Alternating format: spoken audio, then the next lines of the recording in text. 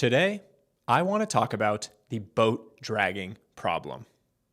Here's a story I'm thinking about at the start of the year. A man on a long journey comes upon a wide, rushing river that blocks his path. The water is deep, fast, and unforgiving. He looks upriver, then down, but there's no bridge in sight, no way around it. And turning back simply isn't an option. So he does the only thing he can think to do. He gets to work. He walks to the edge of a nearby forest, chooses a suitable tree, and chops it down. He strips the bark and shapes the wood. After several days of diligent effort, he has a small, sturdy boat. Confident in his craftsmanship, he slowly, tentatively pushes off the bank and into the current. The river fights back, but the boat wins, and he reaches the other side safely. As he steps onto the far bank and prepares to continue his journey, a thought creeps in. What if I face more rivers like this ahead? The boat took a long time to build. It might be useful again. So, instead of leaving it there on the riverbank, he ties a rope around it, wraps the other end around his waist, and begins walking, the boat dragging behind him through the dirt and mud. A few hours later, he's exhausted and barely made progress. The terrain is uneven. The boat is heavy. Every step forward feels harder than it should. He looks back.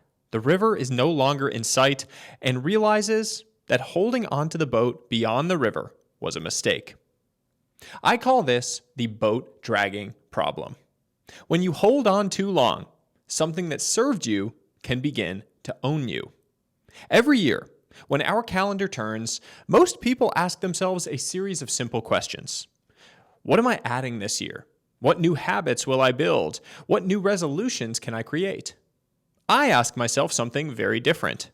What am I leaving behind? What am I quitting? What boat am I dragging that no longer fits the terrain ahead of me? We all build boats to help us navigate the rushing rivers of life, to get through the difficult seasons, to survive uncertainty, instability, or fear. The boats aren't mistakes. They're necessary, sometimes even life-saving. The trouble begins when the river is long gone, but we keep dragging the boat along with us.